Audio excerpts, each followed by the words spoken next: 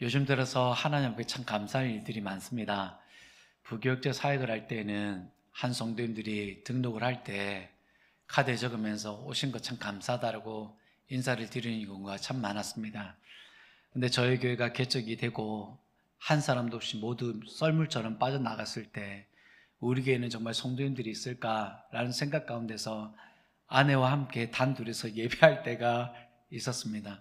그리고 시간이 흘러 하나님께서 우리 교회에 주신 하나의 큰 은혜는 성도님께서 자발적으로 내가 이 교회에 등록하겠다 하시고, 또 어떤 분은 목사님 정말 저를 등록교인으로 받아줄 수 있겠습니까? 라는 정중하는 마음으로 저에게 이렇게 요청해 오는 것을 제가 한 번도 경험해 보지 못했는데, 이 개척교회를 하면서 그런 순간들을 경험하면서 하나님 앞에 큰 감동을 얻고 있는 시간을 보내고 있습니다.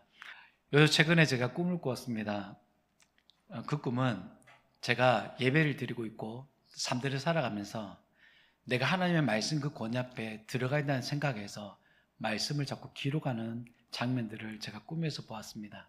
그래서 제가 그 꿈을 꾸고 나서 자꾸 이 제목으로 우리가 설교하는 것은 특별한 의미와 뜻이 있다고 생각합니다. 그 하나님 말씀의 권위 아래 내가 들어간다는 것은 하나님의 다스림 가운데 내가 들어가기를 작정하는 것과 같습니다. 여러분, 내가 다스리는 세상과 하나님이 다스리는 세상은 여러분 차원이 다릅니다. 내가 꿈꾸는 세상과 하나님 다스리는 세상은 또 꿈은 또 다른 것입니다. 여러분, 그러므로 내가 꿈꾸고 내가 바라는 그 모든 것들을 내려놓고 하나님 다스리는 가운데 들어오시길 바랍니다. 그리고 그분이 만드시는 세계와 그분이 만드시는 그 비전들을 우리가 함께 성취하고 쟁취하시기를 축복합니다. 오늘은 본문의 말씀을 통해서 하나님의 다스림으로 이끄시는 하나님을 우리가 함께 나눌 것입니다. 지난주에 우리가 말씀을 나눴을 때는 하나님의 다스림 안으로라는 제목으로 말씀 나눴죠. 우리가 그 다스림 안으로 들어오지 못하는 이유가 두 가지를 나눴죠. 첫 번째가 내가 둔 사사가 참 많다라는 것과, 둘째는 상대와 환경을 탓하는 것 때문이다라고 말씀드렸습니다. 이 두 가지 이유는 결국 하나님의 다스림을 거부하는 자리로 우리를 이끌 수 있다는 것을 우리가 반드시 기억해야 합니다. 우리가 일상 속에서 아무렇지 않게 받아들인 생각들, 그게 바로 나의 사사일 수 있다라고 말씀을 드렸습니다. 저와 여러분의 생각이 일상의 생활 속에서 해답을 가져다 주기도 하지만, 그래도 이것이 사사로운 나의 이익에 의해서 다른 판단과 결과를 가져올 수 있다라고 말씀드렸습니다. 하나님께서 나를 다스리도록 하기 위해서라면 이러한 생각들을 여러분 과감히 내려놓아야 합니다. 여러분의 삶 속에서 그런 것들이 비워지기를 축복합니다. 그리고 누군가를 탓하거나 상황을 탓하다 보면 결국 그것은 나를 지키는 게 아니라 나를 무너뜨리는 길이 됩니다. 자기 방어처럼 보이지만 결국에는 자기 파멸로 가는 길이죠. 그 길로 가지 않기를 또한 진심으로 축복합니다.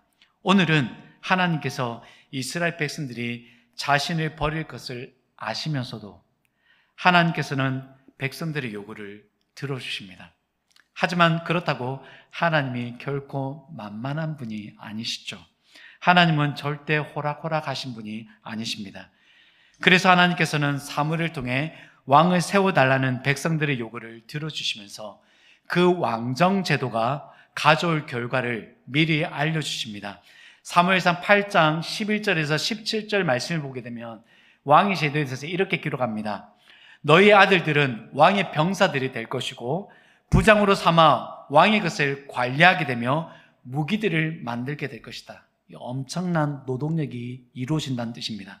그리고 너희의 딸들은 이 왕의 음식을 만드는 자들이 될 것이고 너희의 밭의 소출물들은 제일 좋은 것을 드리게 되어 왕의 신하들에게 다 제공이 될 것이다 라고 말씀하셨습니다. 그리고 심지어 너희들이 1년 동안 소출한 그 곡식의 소산의 10분의 1을 거두게 될 것인데 그 거두어진 10분의 1은 왕의 관리와 신하들에게 또한 제공이 될 것이다 라고 말합니다.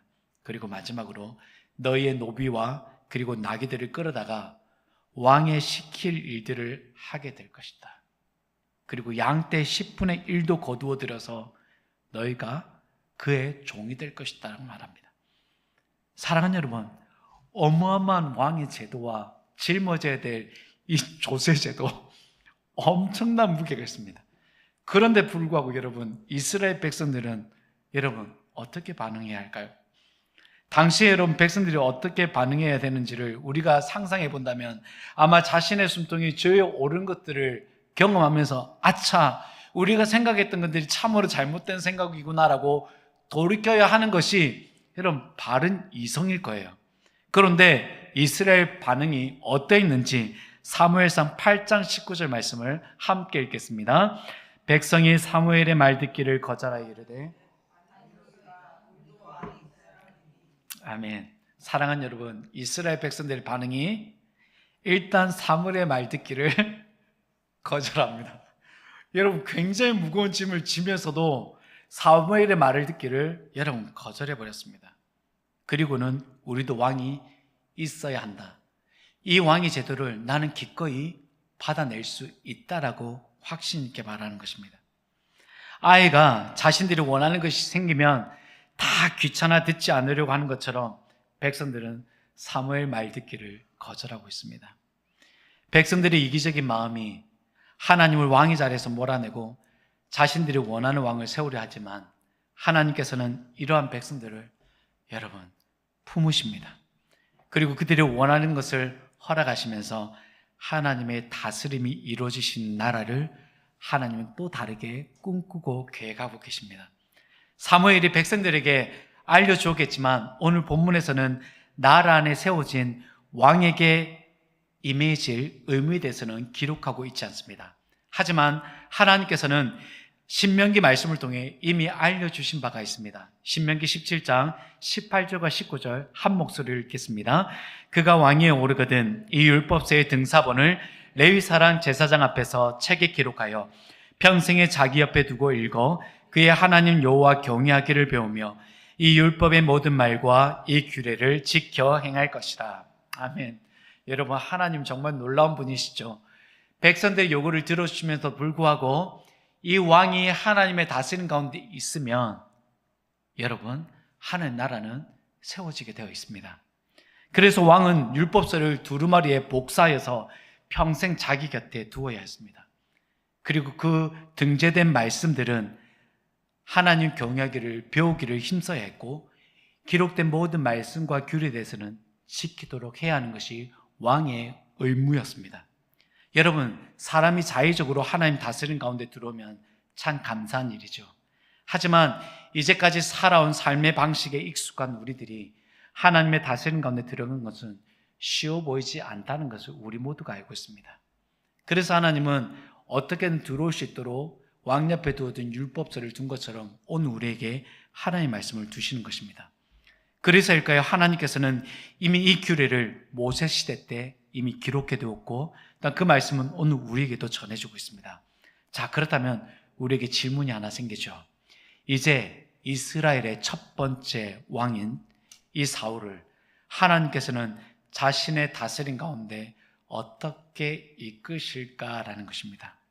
열왕의 역사들을 보게 되면 하나님께서 왕들을 하나님의 다스림 가운데 이끄시는 방법은 첫 번째 재앙을 통해서 이루게 하셨고 두 번째는 선지자들을 통해서 하나님의 계시된 말씀을 들으며 깨닫도록 하셨습니다. 그런데 오늘 본문에서는 하나님 다스림을 이끄시는 하나의 첫 번째 방법으로 하나님께서는 사울에게 사람을 붙이십니다.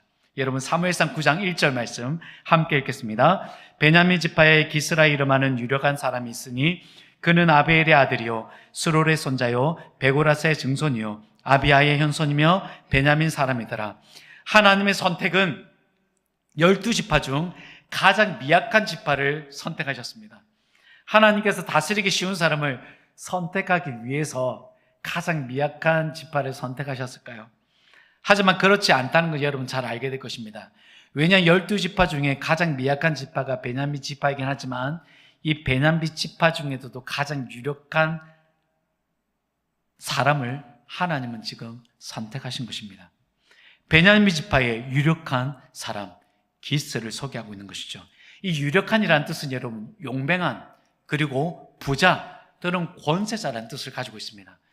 약하디 약한 이 베냐민 지파 가운데서도 가장 많은 부자, 권세, 그리고 용매망을 가지고 있는 한 집안을 하나님은 소개하고 있습니다. 사울의 아버지 이 기스는 베냐민 지파에서는 꽤 유력한 사람이었던 것입니다. 그럼에도 베냐민 지파는 사사기 19장에서 기록된 것처럼 레위인 첩을 융간하고 살해하여서 이스라엘이 연합하여 이 베냐민 지파를 여러분 멸절시키려고 했습니다. 그 정도로 보면 베냐민 지파가 사라질 위기에 있었던 것이죠. 여러분, 그 사라질 위기 가운데 살아남은 사람이 베냐민 지파 가운데 기스 사람이었던 것이죠. 여러분, 그 어려운 상황에서 살아남은 사람이니 얼마나 용기가 불쌍한 사람이겠습니까? 하나님께서는 이 기스를 왕으로 세우려 하여야 한다는 것이 우리의 생각이지만 하나님은 그가 아닌 그의 아들 사울이었습니다. 그의 아들 사울에 대해서는 성경은 이렇게 소개합니다. 준수한 소년이고 키가 무려 모든 백성보다 어깨 위만큼 컸다라고 소개하고 있습니다. 하나님께 선택한 이 사울을 하나님의 다스림 가운데 어떻게 이끄실지 한번 보게 되면 첫 번째 방법으로 하나님은 사울의 집안에 암나기를 잃게 하십니다. 그리고 사환을 붙이십니다. 여러분, 암나기 하나 찾는데 사환을 한 명 붙이는 게 재미있어 보이지 않습니까? 사울을 여러분 어떻게 소개했습니까? 남들보다 어깨 위만큼 큰 장대한 사람이었어요. 그런데 아버지 기스가 사환 한 사람 붙였는지는 정확히 그 이유는 알 수 없지만 이것도 하나님 다스림 가운데 이끄시는 한 가지 방법이었습니다. 암나기를 찾아오라는 아버지의 말씀 가운데 사울은 순종합니다. 하지만 암나기는 아무리 찾아보아도 보이지 않고 결국 찾지 못하게 됩니다. 암나기를 찾지 못하여서 결국엔 사울과 사환이 도달한 곳이 숲 땅이었습니다. 자신이 살던 곳에서 여러분 멀리 떨어져 나오니까 사울의 마음 가운데 불안함이 찾아오기 시작했습니다. 야, 부모님이 걱정하실 것 같으니까 이제 암나기 찾는 거 그만두고 다시 돌아가자라고 했습니다. 여기서 여러분, 하나님께서 기스를 통해 왜 사울에게 사환을 붙이게 하셨는지 이제 알 수 있습니다. 여러분, 사무엘상 9장 8절 말씀 함께 읽겠습니다. 사환이 사울에게 대답하되 보소서, 그가 말한 것은 반드시 다 응하나니 그리로 가사이다. 그가 혹 우리가 갈 길을 가르쳐 줄까 하나이다 하는지라. 아멘. 여러분, 선지자 사무엘을 모르는 사람이 없었다고 성경에서 보면 기록했습니다. 사무엘상 3장 20절에 단에서부터 브엘세바까지 온 이스라엘이 사무엘은 여호와의 선자로 세우심을 입은 줄을 알았더라. 여러분, 이스라엘 전체가 다 알고 있었던 사실이에요. 노인이 된 사무엘의 입지가 베냐민 지파의 사람 사울에게 알려지지 않았을까? 아니면 하나님의 다스림에서 멀어져 있는 베냐민 지파의 사울의 한 인격을 하나님은 보여주시는 것일까? 여러 가지 생각을 할 수 있습니다. 어떤 이유가 되었든 숲 땅에 사무엘이 머물고 있다는 것을 아는 사람이 여러분 사환이었습니다. 사랑하는 여러분, 하나님의 다스림 가운데 들어오게 하기 위해 하나님께서는 여러분 주변에 사람을 붙이세요. 그 사람이 어떤 사람인지 저는 알지 못합니다. 하지만 분명한 것은 여러분의 생각과 전혀 다르게 생각하는 이들을 하나님 붙이시고 여러분이 이제까지 알지 못했던 상황을 알려주는 사람이 여러분 주변에 있을 거예요. 하나님의 다스림 가운데 들어오기 위해서 하나님께서는 분명히 사환처럼 한 사람을 여러분 곁에 붙이십니다. 하지만 이 사실을 인지 못하고 집에 계신 부모님이 걱정한다며 돌아가자라고 했던 사울처럼 자신의 억지 주장하며 듣지 않으려고 하기 때문에 하나님의 다스림 가운데 인도하시는 하나님의 섭리를 느끼지 못하는 경우가 많습니다. 여러분, 그렇죠? 예, 이런 일이 정말 허다없이 많이 일어납니다. 그리고 사환의 역할이 여기서 끝난 것이 아닙니다. 선지자 사무엘에게 찾아가게 되면 드릴 만한 예물이 있어야죠. 그때 사울이 나에게 드릴 수 있는 예물이 없는데 어떡하지? 라고 합니다. 여러분, 결국에는 자신에게 없는 것 때문에 다시 돌아가야 될 입장이죠. 그런데 여러분, 사환이 사울에게 뭐라고 얘기하냐면 나에게 은 한 세겔의 4분의 1이 있다라고 말합니다. 여러분, 어떻게든 선지자에게로 이끌 만한 요소들이 지금 한 사환에게 있습니다. 사울은 모든 여건이 갖춰지자 사울의 말이 옳다 하며 사무엘에게로 가자라고 동의합니다. 하나님의 다스림을 이끄시는 하나님의 이 방법이 여러분 너무 놀랍지 않으십니까? 여러분의 삶을 한번 돌아보십시오. 내가 잃은 것이 무엇입니까? 또한 그거는 잃은 것을 찾으려고 열심히 찾아다녔는데 찾지 못해서 지금 여러분이 있는 곳은 어디입니까? 잃은 것을 찾기 위해 나에게 붙여진 사람이 누구인지를 여러분 생각해 보셔야 해요. 그리고 가장 중요한 것은 나에게 붙여준 사람이 누구에게로 이끄는가를 집중해 보아야 합니다.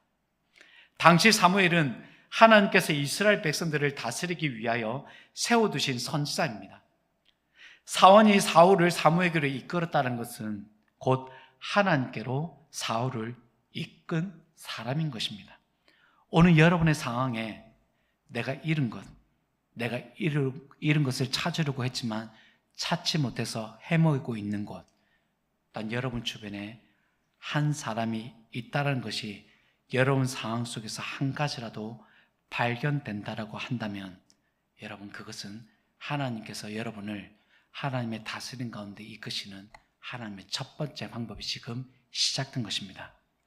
지난주에는 하나님께서 여러분의 잘못된 선택인 것에 대해서 수고했다라고 하며 너의 짐을 내가 덜어주겠다라 하여 하나님의 다스림 안으로 초청하였습니다. 그런데 오늘 말씀은 그 다스림 가운데 하나님이 이끄시기 위해서, 그렇죠, 여러분을 잃게 하시고 찾게 하시고 찾지 못하게 하셔서 한 사안을 통해서 하나님께로 이끌게 한다는 것입니다. 여러분, 두 번째 방법은 하나님의 그 다스림 가운데 이끄시기 위하여 사울에게 하나님의 영을 부어주십니다. 여러분, 여기서 제일 중요한 것은 뭐냐면 지금 사울과 사환이 지금까지 무엇을 했습니까? 암나기를 찾으려고 열심히 찾아다녔습니다. 그리고 하나님께서 그들을 하나님의 그 다스림 가운데 이끄시기 위해서 그들을 인도하시는데, 그때부터 여러분 어떤 일이 생기냐면 사울과 사환이 암나기 찾는 일을 멈추게 됩니다. 스탑이에요, 여러분. 하던 일을 멈추게 된다는 거예요. 그리고 하나님의 사람 사무엘을 만나기 위해 그가 머무고 있는 성부로 향하게 됩니다. 여러분, 가는 길목에서 사울과 사환은 물을 기르러는 한 소녀를 만나게 됩니다.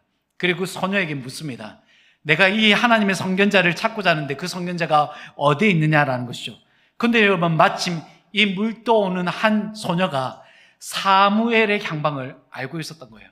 사무엘이 지금 제사를 드리기 위해서 지금 산당에 와 있을 것입니다라는 것이었습니다. 지금 가게 되면 아마 그 사무엘을 만나게 될 것이라고 한 소녀를 통해서 사무엘은 듣게 됩니다. 여러분, 더 놀라운 일은 사울이 오기 전날 하나님께서는 사무엘에게 사울이 찾아올 거라는 것을 알려주셨습니다. 사무엘상 9장 16절에 내일 이맘때에 내가 베냐민 땅에서 한 사람을 내게 보내리니 너는 그에게 기름을 부어 내 백성 이스라엘의 지도자로 삼으라. 그가 내 백성을 블레셋 사람들의 손에서 구원하리라.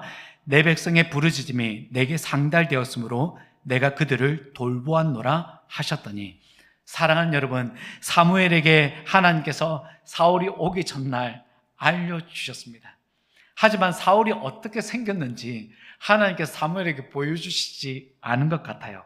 그래서 사무엘이 사울이 저기서 다가오는 것을 볼 때 하나님께서 사무엘에게 이렇게 말씀하십니다.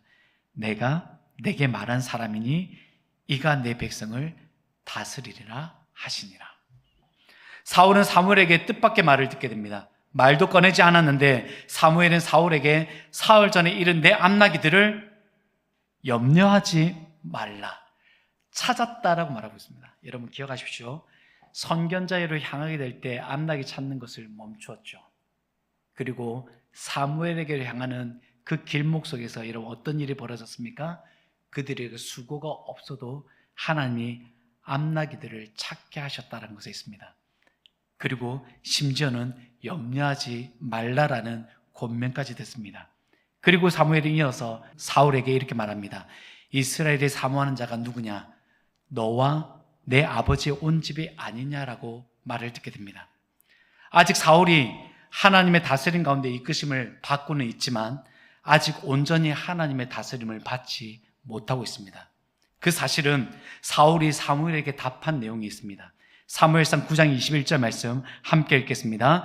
사울이 대답하여 이르되 나는 이스라엘 지파의 가장 작은 지파 베냐민 사람이 아니니까 또 나의 가족은 베냐민 지파 모든 가족 중에 미약하지 아니하나이까 당신이 어찌하여 내게 이같이 말씀하시나이까 하니. 여러분, 하나님의 이끄신 가운데 과정이 있지만 아직 하나님의 완전한 다스림 가운데 있지 않은 사울의 고백을 보십시오. 나는 이스라엘 지파의 가장 작은 지파 베냐민 사람이라고 얘기하고 나의 가족은 베냐민 지파 모든 가족 중에 미약하다라고 거짓말하고 있습니다. 사실은 여러분 무엇입니까? 베냐민 지파 중에 가장 유력한 한 집안을 하나님께 선택을 하셨지만 사울은 자신의 집안을 가장 미약한 집안이라고 말하고 있습니다. 여러분, 하나님의 다스림 가운데 있지 않는 사람의 말은 말씀에서 인정하지 않는 부분을 말하게 됩니다. 그리고 자신의 과거에 묻혀 있거나 현실에서 벗어나지 못하여 자신을 가두는 말을 하게 됩니다. 자신의 가족은 모든 가족 중에 미약하다고 말하지만 사울의 집안은 이미 유력한 사람, 용감한 사람의 집안이었고 부자였고 권세자의 집안이었습니다. 우리가 하나님의 이끄심으로 오늘 이곳에서 예배를 드리고 있습니다. 하지만 여전히 자신의 생각에만 사로잡혀 있어 하나님께서 자신을 인정해 주시고 기름 부으심을 받아들이지 못할 때가 있습니다. 내가 그런 일은 할 수 없어요. 그리고 나는 변할 수 없어요. 라고 부정하게 됩니다. 여러분, 이러한 사울을 하나님께서는 사무엘의 곁에 두게 하십니다. 그리고 하나의 말씀을 듣게 하시고 그에게 기름을 부어 지도자로 세우셨음을 또한 계속해서 듣게 하십니다. 이어서 네가 나를 떠나게 되면 너에게 여러 가지 일들이 발생할 거라는 것을 사무엘을 통해서 예언을 듣습니다. 그 많은 것 중에 한 가지가 여러분 무엇이냐면 상수리 나무 아래에서 베델로 올라가는 세 사람을 만나게 되는데 이 세 사람에게서 떡 덩이를 받게 될 것이고 그 사람들과 함께 있을 때 네가 하나님의 산에서 선지자의 무리들과 함께 하나님의 영이 크게 임하여 예언을 하게 될 것이다 라고 말을 합니다.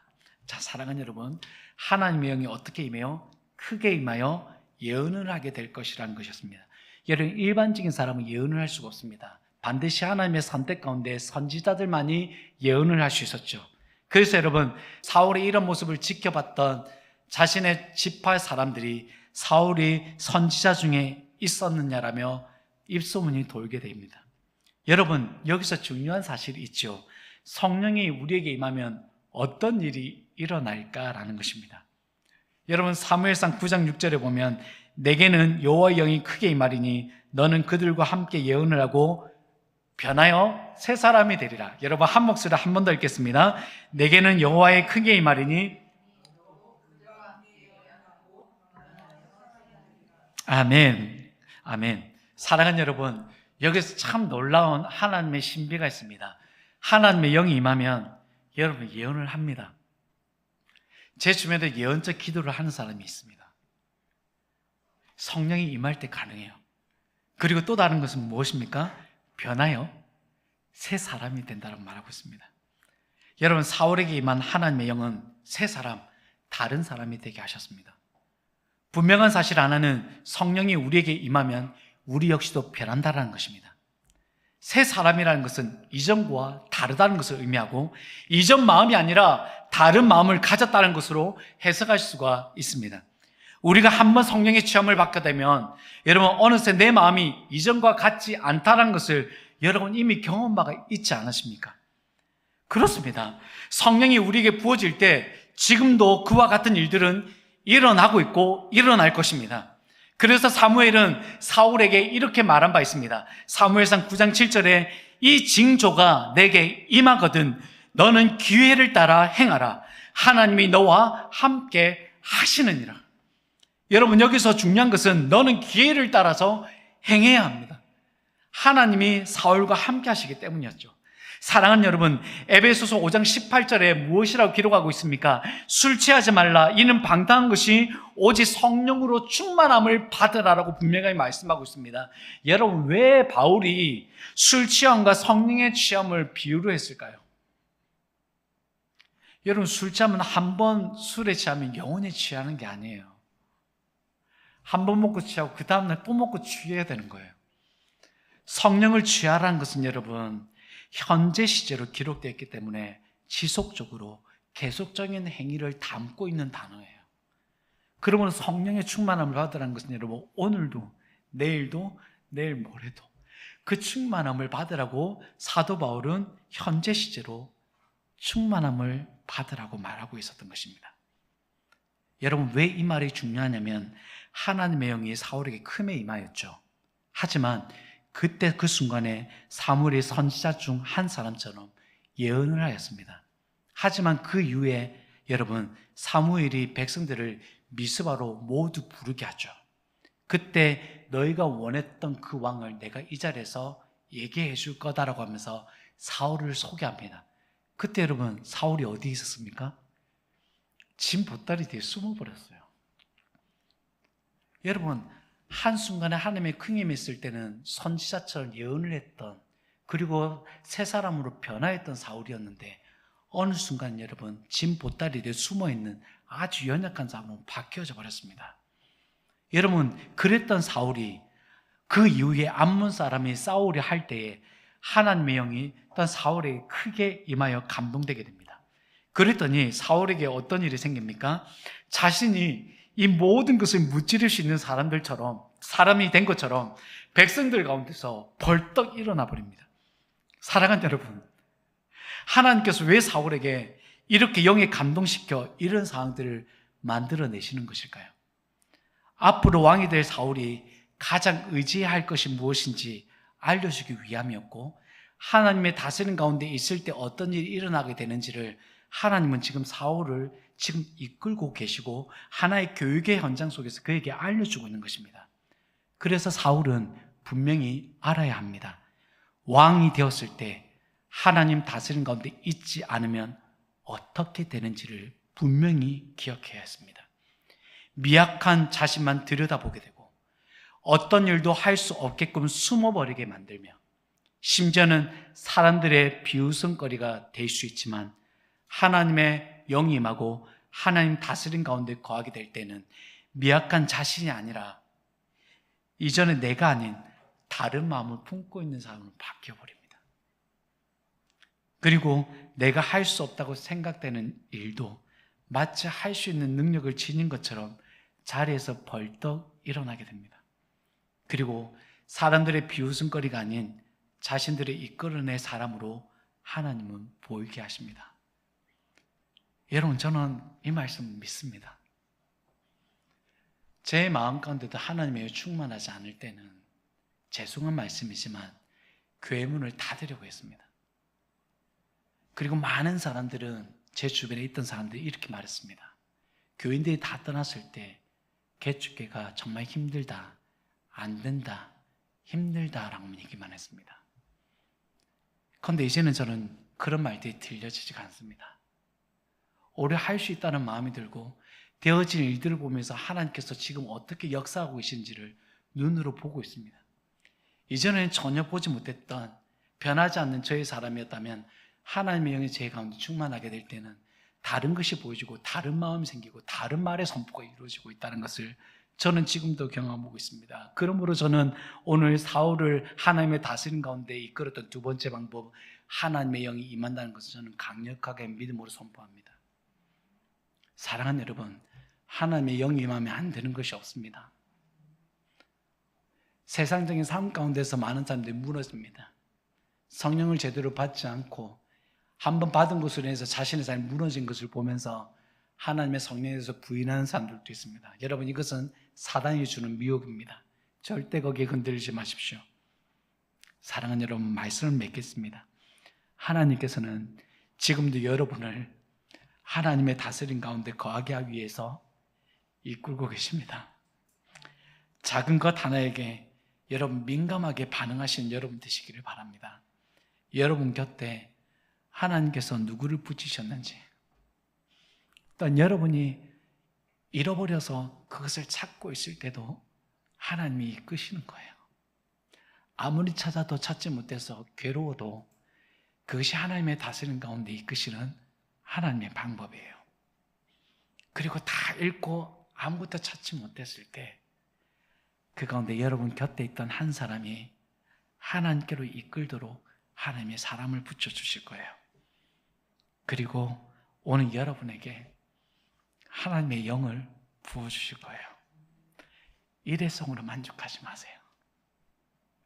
매 순간 그 필요할 때마다 매일매일 삶 속에서 하나님의 영을 우리 가운데 부어주시겠다고 하셨으니 그 약속을 믿고 믿음으로 부르짖으십시오.